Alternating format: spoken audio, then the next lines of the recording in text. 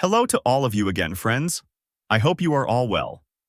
In today's video, I will explain three almost formulaic indicators for technical analysis and how to use these indicators when analyzing.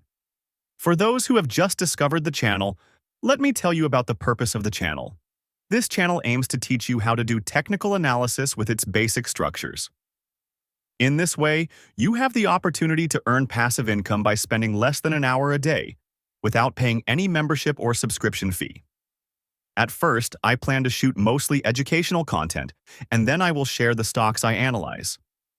Going back to our topic, indicators are indicators that help us when doing technical analysis. Sometimes we have difficulty in interpreting the chart, or we are not sure about the future movement of the chart. In this case, indicators help us a lot in providing and predicting. Let's see how this works without wasting any more time. The first indicator we will examine is RSI, Relative Strength Index. RSI is a momentum indicator that tells us whether a stock is overbought or oversold. In case of overbought, we predict that the share price will fall. In case of oversold, the share price will usually rise. The RSI indicator contains values between 0 and 100. Generally, when it rises above 70, we can say that it is overbought, and when it falls below 30, it is oversold. However, as I said, this is generally the case. Sometimes when the price rises above the 70 level, it may continue to increase further, or on the contrary, when it falls below 30, it may fall a little more. Therefore, if you believe them immediately and open a transaction accordingly, you may incur losses. As I mentioned in the introduction of the video, indicators help us with our predictions, so it is wrong to act based on the indicator alone. It is always better to analyze the chart and then support your analysis with indicators. As you can see on the screen, the lines and graph on the indicator do not always move the same. For example, when the RSI is peaking above the 70 level, the chart may have already entered a downward trend, or vice versa. It is bouncing back from the 30 level and moving towards 70. But when we look at the chart, we may encounter a consolidation. It is very important to pay attention to such situations. Another indicator of ours is the Stochastic Oscillator. The Stochastic Oscillator is a momentum indicator that evaluates the current closing price compared to the highs and lows of the price. Like RSI, it takes values between 0 and 100 and has two lines named %K and %D. %K is known as the fast line and is the basis of the stochastic oscillator. D is the slow line and is the moving average of K. As with the RSI, there are overbought and oversold levels, and these are the 20 to 80 levels. Stochastic oscillator helps us understand trend changes more clearly. Generally speaking, what we need to look for are significant crossovers at overbought and oversold points. Generally speaking, what we need to look for are clear crossovers at the point of overbought and oversold. However, as with RSI, it may not always move the same as the chart. If the price has crossed at the oversold point, this tells us about a possible uptrend. If there has been a crossover at the overbought point, this tells us about a possible downtrend. However, not every intersection indicates that this situation is certain.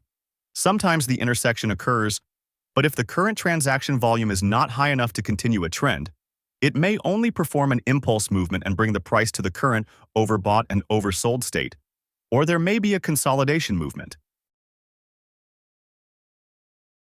Our last indicator is MACD, Moving Average Convergence Divergence. MACD, like previous indicators, gives us information about momentum and trend transformations. We have three variables in MACD, and these are: it consists of MACD line, signal line, and histogram. What we call the MACD line is formed by subtracting the 26-day EMA from the 12-day EMA, exponential moving average. Our signal line is the 9-day EMA of the MACD line. Our histogram variable is the difference between the MACD and the signal line and shows us the strength of the momentum. The signals we look for when using MACD are similar to the stochastic oscillator. So intersections. If the MACD line crosses the signal line from top to bottom, this informs us about a possible downward movement. If the MACD line crosses the signal line from bottom to top, this informs us about a possible upward movement. Coming to the histogram is based on the zero line and tells us the momentum strength, that is, the possible candle volume. The stronger the momentum, the more likely it is to follow a trend. If the histogram is below zero, this informs us of negative momentum, that is, a downward trend. But if it is above zero, the opposite informs us of a possible upward movement.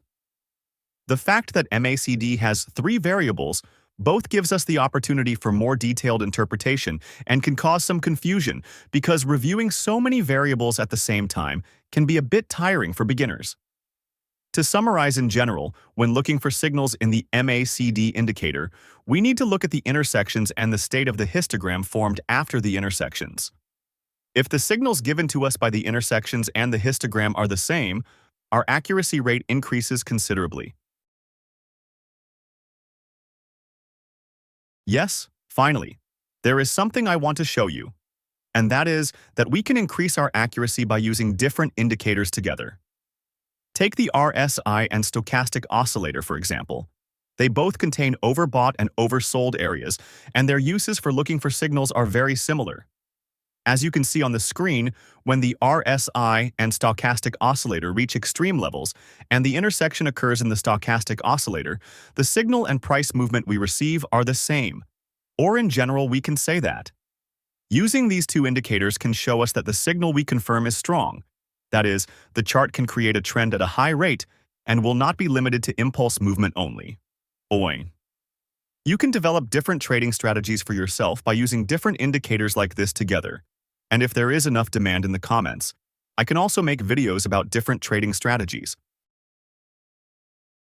We have come to the end of this video. Before ending the video, I want to give a summary. Today, we learned the 3 most used indicators in technical analysis, how to use these indicators, and how we can use different indicators together. As I said at the beginning of the video, indicators only help us with our predictions. Acting only by looking at indicators is a huge risk because indicators only tell us to what extent our predictions may be true, they do not show the future. My purpose in shooting these videos is to teach you how to trade on your own. I ask you to remember that I am not giving any investment advice. And remember, it is always important to manage your budget when trading. It would be a more logical choice to enter this business with as much capital as you can afford to lose. See you in the next video.